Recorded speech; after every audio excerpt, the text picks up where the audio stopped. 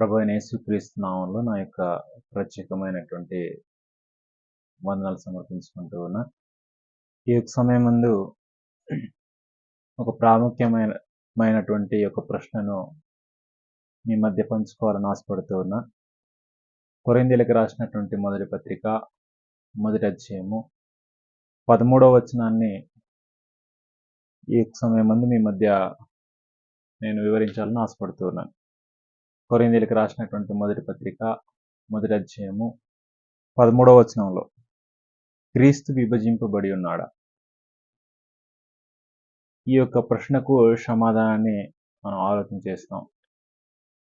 క్రీస్తు విభజింపబడి ఉన్నాడా?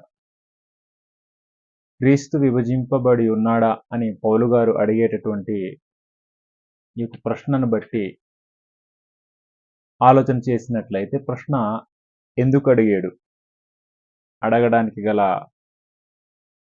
అసలైనటువంటి కారణాలేంటి, ఆ యొక్క విషయాలను మనం ఆలోచన చేస్తున్నట్లయితే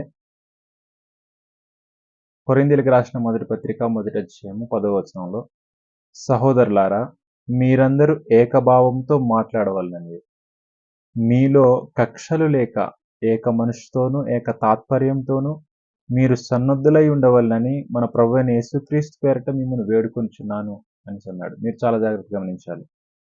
మీలో కక్షలు లేక అని అన్నాడు. వారిలో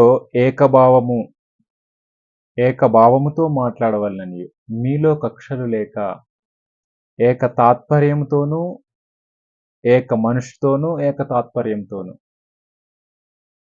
కొరింథీ ప్రాంతంలో ఏకభావము లేదు, ఏక మనసు లేదు, ఏక తాత్పర్యం లేదు. వారిలో ఏముంది అంటే కక్షలున్నాయి. మీలో కక్షలు లేక వారిలో కక్షలున్నాయి. కక్షలు ఉన్న కారణమును బట్టి పౌలు గారు అడుగుతున్నటువంటి ప్రశ్న, క్రీస్తు విభజింపబడి ఉన్నాడా? వారిలో ఈ యొక్క కక్షలు రావటానికి అసలు కారణం ఏమిటి అంటే 11వ వచనంలో నా సహోదరులారా మీలో కలహములు కలవని మిమ్మును గూర్చి క్లోయో ఇంటి వారి వలన నాకు తెలియవలసి వచ్చెను. క్లోయో ఇంటి వారి వలన నాకు తెలియవలసి వచ్చింది. ఏం తెలుసుకున్నాడు అంటే మీలో కలహములు కలవనే ఒక విషయాన్ని క్లోయో ఇంటి వారి వలన నాకు తెలియవచ్చును అనే విషయాన్ని పౌలు గారు తెలియజేస్తున్నాడు. వారిలో ఏముంది అంటే కక్షలున్నాయి, కలహాలున్నాయి. ఈ కలహాలు కక్షలు ఎందుకు ఏర్పడ్డాయి, ఏర్పడటానికి గల కారణాలేంటి, ఎలాగూ వారిలో కలహము కక్షలందు ఏర్పడింది అంటే 12వ వచనంలో వివరిస్తున్నాడు. మీలో ఒకడు నేను పౌలు వాడను, ఒకడు నేను అపోల్లో వాడను, మరి ఒకడు నేను కేఫా వాడను, ఇంకొకడు నేను క్రీస్తు వాడనని చెప్పుకొనుచున్నారని నా తాత్పర్యం. వారిలో కలహములు కక్షలు కలగటానికి అసలు కారణాలు ఏమిటి అంటే మనుషులు యొక్క అభిమానులు అవుతున్నారు. మనుషుల యొక్క అభిమానులు వారు శరీర సంబంధులైనటువంటి మనుషులు, శరీరం సంబంధమైనటువంటి మనుషుల్లాగే ఉన్నారు. ఆత్మ సంబంధమైన సంగతులను గ్రహింపలేనటువంటి పరిస్థితిలో ఉన్నారు. కాబట్టి మీలో కక్షలు కలవని క్లోయో ఇంటి వారి వల్ల నాకు తెలియవలసి వచ్చెను అని తెలియజేసినటువంటి పౌలు, ఒకడు నేను పౌలు వాడను, మరొకడు అపోల్లో వాడను, ఇంకొకడు కేఫా వాడను, ఇంకొకడు క్రీస్తు వాడనని చెప్పుకుంటున్నారు. ఇలా మనుషుల యొక్క అభిమానులు అవటంను బట్టి వారిలో కలహములు కక్షలు ఏర్పడ్డాయి. కలహాలు కక్షలు ఏర్పడటానికి గల కారణం ఏమిటంటే వారిలో ప్రకృతి సంబంధులైనటువంటి మనుషులుగా ఉన్నారు. అదే కొరింథీయులకు రాసినటువంటి మొదటి పత్రిక 3వ అధ్యాయం 1వ వచనంలో సహోదరులారా ఆత్మ సంబంధ ఆత్మ సంబంధులైన మనుషులతో మాట్లాడినట్లు నేను మీతో మాట్లాడలేకపోతిని. శరీర సంబంధులైన మనుషులే అనియు క్రీస్తునందు పసిబిడ్డలే అనియు మీతో మాట్లాడవలసి వచ్చెను. వారు శరీర సంబంధులైన మనుషుల వలె ఉన్నారు. క్రీస్తునందు పసిబిడ్డల వలె ఉన్నారు. ఎలాగునంటే వాళ్ళు నేను పౌలు వాడినని చెప్పుకుంటున్నారు కొంతమంది. కొంతమంది మరికొందరు నేను అపోల్లో వాడనని చెప్పుకుంటున్నారు. మరికొందరు నేను కేఫా వాడినని చెప్పుకుంటున్నారు. ఇంకొందరు నేను క్రీస్తు వాడినని చెప్పుకుంటున్నారు. సంఘంలో 4 వర్గాలుగా వారు విడిపోయారు. 4 వర్గాలుగా విడిపోతున్న కారణమును బట్టి పౌలు గారు లేవనెత్తినటువంటి ప్రశ్న, క్రీస్తు విభజింపబడి ఉన్నాడా? మీరు సంఘంలో ఉండి, క్రీస్తు ప్రభు యొక్క శరీరంలో ఉండి, ఈ 4 వర్గాలుగా మీరు విడిపోతున్నారు. మీలో ఏకభావం లేదు, ఏక మనిషి లేదు, ఏక తాత్పర్యం లేదు కాబట్టి మీరు గ్రహించవలసినటువంటి ప్రశ్న ఏమిటనంటే, క్రీస్తు విభజింపబడి ఉన్నాడా? క్రీస్తు విభజింపబడి ఉన్నాడా? కాబట్టి చాలా జాగ్రత్తగా గమనించాలి. సంఘం ఎవరునంటే క్రీస్తు ప్రభు యొక్క శరీరం. సంఘము క్రీస్తు ప్రభు యొక్క శరీరం కాబట్టి క్రీస్తు ప్రభు యొక్క శరీరంలో అవయవాలుగా ఉన్నటువంటి మనము సంఘమునకు క్రీస్తు ప్రభు యొక్క శరీరమునకు శిరస్సు ఎవరనంటే క్రీస్తు. కాబట్టి శిరస్సు చెప్పిన ప్రకారంగా శరీరం నడుచుకుంటది.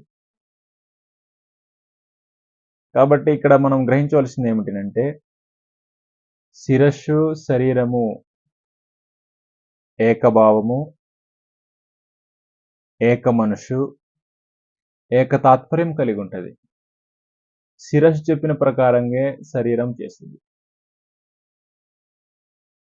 ఎఫెసీయులకు రాసిన పత్రిక మొదటి అధ్యాయము. ఎఫెసీయులకు రాసిన పత్రిక మొదటి అధ్యాయం.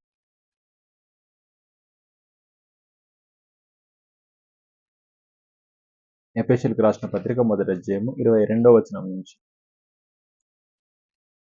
22వ వచనం నుంచి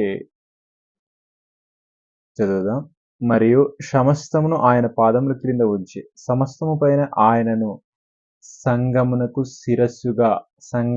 శిరస్సుగా నియమించెను. ఆ సంఘము ఆయన శరీరం. సమస్తమును పూర్తిగా నింపుచున్న వాని సంపూర్ణత అయ్యున్నది. ఆ సంఘము క్రీస్తు ప్రభు యొక్క శరీరం. క్రీస్తు ప్రభు యొక్క శరీరమునకు శిరస్సు క్రీస్తు. కాబట్టి క్రీస్తు ప్రభు యొక్క శరీరము, క్రీస్తు ప్రభు ఏం చెప్తే అది వింటది. అన్ని మాటల్లో వింటది. ఒకవేళ వినకపోతే సర్వనాశనం అవుతుంది. అపోస్తలుల కార్యాల గ్రంథం శిరస్సు చెప్పే ప్రతి మాటను వింటది. 3వ అధ్యాయం. అపోస్తలుల కార్యాల గ్రంథం 3వ అధ్యాయము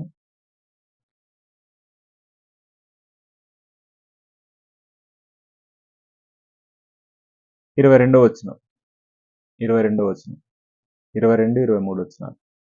మోషే ఇట్లనెను, ప్రభువైన దేవుడు నా వంటి ఒక ప్రవక్తను మీ సహోదరులో నుండి మీ కొరకు పుట్టించును. ఆయన మీతో ఏమి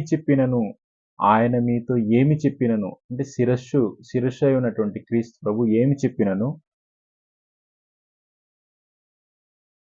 అన్ని విషయములలో మీరు ఆయన మాట వినవలెను. అన్ని విషయంలో ఆయన మాట వినాలి. అన్ని విషయంలో ఆయన మాట వినవలెను. ఆ ప్రవక్త మాట విననివాడు ప్రజల్లో ఉండకుండా సర్వనాశనమగును అనేసి.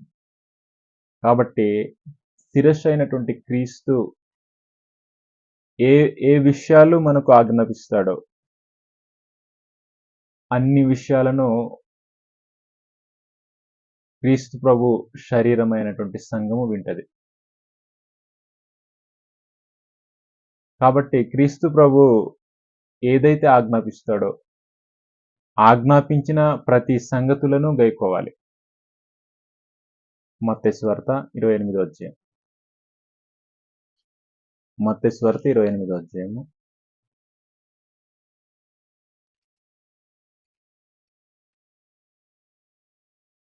20వ వచనంలో.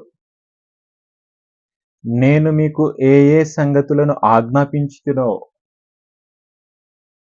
నేను మీకు ఏ ఏ సంగతులను ఆజ్ఞాపించితినో వాటినన్నిటిని గైకొనవలెనని వారికి బోధించుడి. వారికి బోధించుడి. ఇదిగో నేను యుగ సమాప్తి వరకు సదాకాలము మీతో కూడా ఉన్నానని వారితో చెప్పాను.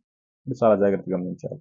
నేను మీకు ఏ ఏ సంగతులను ఆజ్ఞాపించితినో, ఏ ఏ సంగతులను ఆజ్ఞాపించితినో వాటినన్నిటిని గైకొనవలెనని వారికి బోధించుడి. క్రీస్తు ప్రభు ఆజ్ఞాపించినటువంటి అనేకమైన ఆజ్ఞలున్నాయి. ఆ ఆజ్ఞలు ప్రకారంగా మనము నడుచుకోవాలి. క్రీస్తు ప్రభు ఆజ్ఞాపించిన ప్రతి ఆజ్ఞ ప్రకారంగా మనం నడుచుకోవాలి. క్రీస్తు ప్రభు శిరస్సై ఉన్నటువంటి వ్యక్తి, శిరస్సు ఏమి ఆజ్ఞాపిస్తదో శరీరం అదే వింటది. క్రీస్తు ప్రభు ఏదైతే ఆజ్ఞాపిస్తాడో అది సంఘం వింటది. క్రీస్తు ప్రభు ఆజ్ఞాపించిన దాంట్లో ఎగ్జాంపుల్‌గా మత్తయి సువార్త 6వ అధ్యాయం. మత్తయి సువార్త 6వ అధ్యాయం. ప్రభువైన యేసుక్రీస్తు మనకు ఆజ్ఞాపించిన ఆజ్ఞల్లో అనేకమైన ఆజ్ఞలున్నాయి. అందులో మనకు అర్థం చేసుకోవడానికి ఒక చిన్న ఎగ్జాంపుల్ చదువుదాం. మత్తయి సువార్త 6వ అధ్యాయం 19వ వచనంలో. క్రీస్తు ప్రభు మనకు ఆజ్ఞాపించిన ఆజ్ఞ. భూమి మీద మీ కొరకు ధనము కూర్చుకొనవద్దు. వద్దు అనేసన్నాడు. చెయ్యొద్దు. భూమి మీద ధనాన్ని కూర్చుకొనవద్దు. క్రీస్తు ప్రభు మనకు ఇచ్చినటువంటి ఆజ్ఞ. అయితే ఎంతవరకు మనం పాటిస్తున్నాం? నిజంగా భూమి మీద మనం ధనం కూర్చుకుంటున్నామా? కూర్చుకోవట్లేదు. ప్రభువైన యేసు ఏమనుచున్నాడనంటే, భూమి మీద మీ కొరకు ధనం కూర్చుకున్నాడు. కూర్చుకుంటే ఏమవుతుందో విషయాన్ని కూడా తెలియజేశాడు. ఇక్కడ చిమ్మెటయు తుప్పును తినివేయును, దొంగలు కన్నం వేసి దొంగిలెదరు. కాబట్టి ప్రభువైన క్రీస్తు ఏ మాటలైతే ఆజ్ఞాపిస్తాడో అన్ని విషయాల్లో ఆయన మాటను వినాలి. కాబట్టి మనం గ్రహించవలసింది ఏమిటంటే, పౌలు గారు లేవనెత్తినటువంటి ప్రశ్న ఏమిటంటే, సంఘంలో కలహాలన్నది ఉన్నాయి. సంఘంలో కలహాలున్నాయి. సంఘంలో కలహాలున్నాయి కాబట్టి, కలహాలు ఎలా ఏర్పడ్డాయనంటే, మనుషుల యొక్క అభిమానాన్ని బట్టి, క్రీస్తు యొక్క స్థానంలో మనుషులను ఉంచినటువంటి కారణమును బట్టి, మనుషులను క్రీస్తు యొక్క స్థానంలో మనుషులను పెట్టిన కారణమును బట్టి కలహాలనేది కలిగింది. మీరు గమనించండి. మీలో ఒకడు నేను పౌలు వాడను. వాస్తవానికి మనము క్రీస్తు వారమై ఉన్నాం. కానీ ఇక్కడ క్రీస్తు యొక్క స్థానంలో పౌలు గారిని కొంతమంది పౌలు గారిని క్రీస్తు స్థానంలో ఉంచారు. మీరు గమనించాలి. రోమీయులకు రాసిన పత్రిక 1వ అధ్యాయము 2:7 వచనాల్లో 7వ వచనంలో ఇలాగ రాయబడింది. మీరును వారిలో ఉన్నవారై యేసుక్రీస్తు వారుగా ఉండుటకు పిలువబడినారు. మనమందరం కూడా యేసుక్రీస్తు వారుగా ఉండటానికి పిలువబడ్డాం. యేసుక్రీస్తు వారుగా ఉన్నటువంటి మనము క్రీస్తు సంబంధులము, క్రీస్తుకు చెందినటువంటి వారము, యేసుక్రీస్తు వారుగా ఉండటానికి పిలువబడినాం. ఇలా పిలువబడిన వారు క్రీస్తు ప్రభు యొక్క స్థానంలో పౌలును ఎన్నుకుంటున్నారు. పౌలు అడుగుతున్నాడు 13వ వచనంలో, పౌలు మీ కొరకు సిలువ వేయబడిన పౌలు నామమున మీరు బాప్తిస్మం పొందితిరా అని అడుగుతున్నాడు. నేను క్రీస్తు స్థానంలో నన్ను ఉంచుకండి. నేను మీ కొరకు ప్రాణం పెట్టలేదు. నేను ఎవరికి కూడా పౌలు యొక్క నామమున నేను బాప్తిసం ఇవ్వలేదు అనే విషయాన్ని వివరిస్తున్నాడు. కాబట్టి మనం గ్రహించవలసింది ఏమిటనంటే, కక్షలన్నది ఎలా ఏర్పడ్డాయనంటే, మనుషుల యొక్క అభిమానాన్ని బట్టి. మనుషులను క్రీస్తు స్థానంలో ఉంచిన కారణమును బట్టి కలహాలు కలిగాయి. కక్షలు కలిగాయి. ఈ కలహాలు, కక్షలన్నది క్రీస్తు యొక్క స్థానంలో మనుషులను పెట్టిన కారణమును బట్టి కలహాలు కలిగాయి.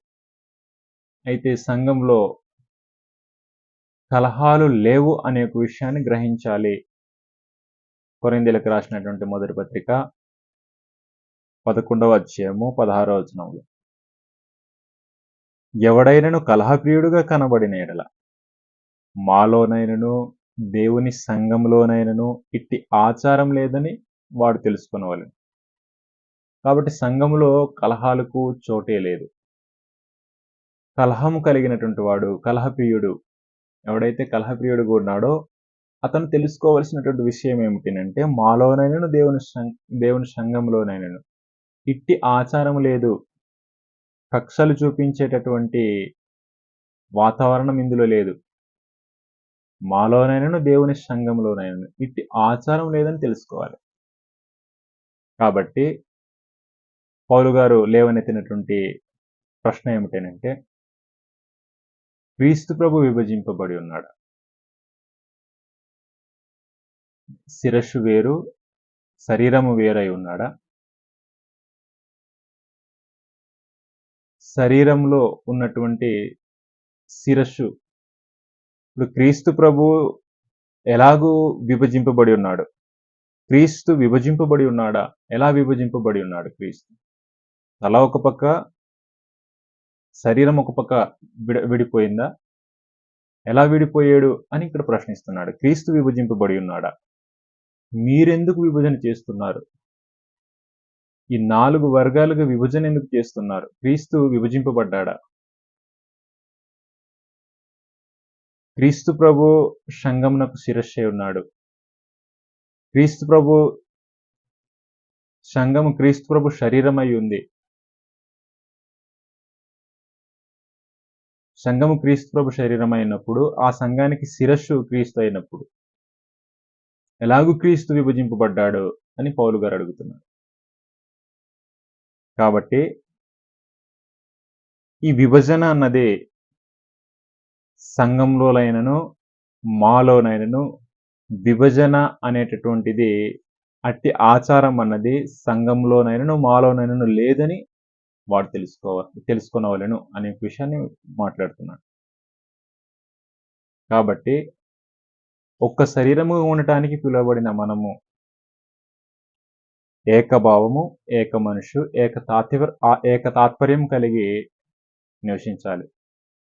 కొరింథీయులకు రాసినటువంటి మొదటి పత్రిక 12వ అధ్యాయము 13వ వచనంలో. ఏలయనగా యూదులమైనను, గ్రీసు దేశస్థులమైనను, దాసులమైనను, స్వతంత్రులమైనను మనమందరము ఒక్క శరీరములోనికి ఇప్పుడు పుట్నోట్లో ఒక్క శరీరముగా ఉండుటకు ఒక్క ఆత్మయందే బాప్తిసం పొందుతుంది. ఒక్క శరీరముగా ఉండటానికి ఒక్క శరీరములోనికి బాప్తిసం పొందుతుంది. కాబట్టి మనమందరము ఒక్క శరీరమైనప్పుడు ఆ శరీరానికి శిరస్సు క్రీస్తు అయినప్పుడు మనలో ఏముండకూడదునంటే కక్షలు, కలహము, విభజన అన్నది ఉండకూడదు అనే విషయాన్ని ఇక్కడ పౌలు గారు గద్దిస్తున్నాడు. మీరు చాలా జాగ్రత్తగా గమనించాలి. క్రీస్తు విభజింపబడి ఉన్నాడా? పౌలు మీ కొరకు సిలువ వేయబడిన పౌలు నామమున మీరు బాప్తిసం పొందితిరా అని అడుగుతున్నాడు. కాబట్టి క్రీస్తు ప్రభు విభజింపబడలేదు అంటే సంఘంలో కూడా విభజన అనే దానికి చోటే లేదని తెలుసుకోవాలి. కాబట్టి ఈ యొక్క విషయాలను మనసులో ఉంచుకొని పౌలు గారు చెప్పిన ప్రకారంగా ఏకభావము, ఏక మనసు, ఏక తాత్పర్యము, ఏకభావము, ఏక మనసు, ఏక తాత్పర్యము కలిగి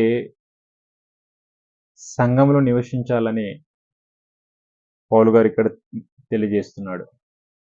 పౌలు గారు అడిగినటువంటి ప్రశ్న ఏమిటనంటే, క్రీస్తు విభజింపబడి ఉన్నాడా? అంటే విభజింపబడి లేదు. క్రీస్తు ప్రభు విభజింపబడి లేదు కాబట్టి, సంఘము ఆయన శరీరమైనటువంటి సంఘంలో కూడా విభజనకు చోటే లేదని గ్రహించుకోవాలని మీ అందరికి మనవి చేస్తూ, ఇంతవరకు శ్రద్ధగా, ఓపికతో విన్నటువంటి మీ అందరికిని ప్రభువైన యేసుక్రీస్తు నామమున వందనాలు సమర్పిస్తూ ఉన్నాను. మీ అందరికీ వందనాలు.